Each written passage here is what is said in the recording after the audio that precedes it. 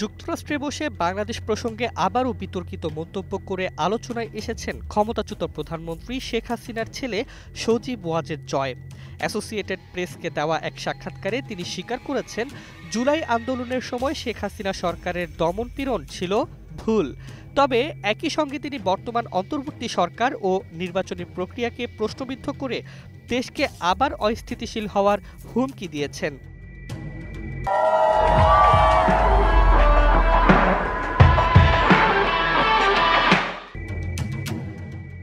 জয় বলেন, জাতিসংঘের প্রতিবেদনে ১,৪০০ জন নিহতের তথ্য উল্লেখ থাকলেও অন্তর্বর্তী সরকারের স্বাস্থ্য উপদেষ্টার দেওয়া হিসাবে নিহতের সংখ্যা ৮০০।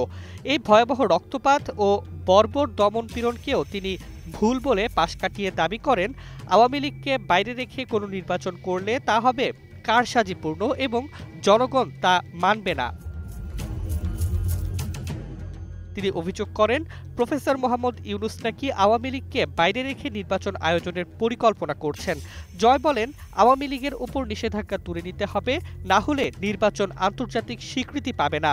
আমাদের নির্বাচন প্রস্তুতির জন্য সময় দিতে হবে।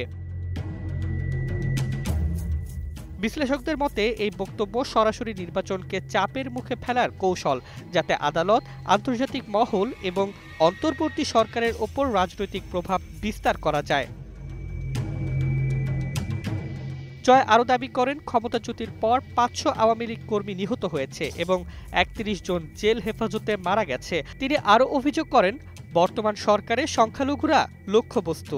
যদিও মাঠ পর্যায়ের পর্যবেক্ষকরা বলছেন, এ ধরনের বক্তব্যের মাধ্যমে তিনি আন্তর্জাতিক মানবাধিকার সংস্থা ও পশ্চিমা শক্তিগুলোকে প্রভাবিত করার চেষ্টা করছেন। এদিকে রাজনৈতিক বিশ্লেষকদের মতে, জয় সাক্ষাৎকারে একদিকে দমনপীড়নের দায় স্বীকার করলেও অপরদিকে আবারও বিভাজন তৈরির ভাষা ব্যবহার করেছেন, যা মূলত ক্ষমতার লড়াইকে আন্তর্জাতিকীকরণের প্রচেষ্টা। তার বক্তব্যে স্পষ্ট, তিনি চাইছেন আওয়ামী লীগ ছাড়া নির্বাচন অচল প্রমাণ করতে এবং বিদেশি চাপের মাধ্যমে ক্ষমতায় ফেরার পথ খুলতে।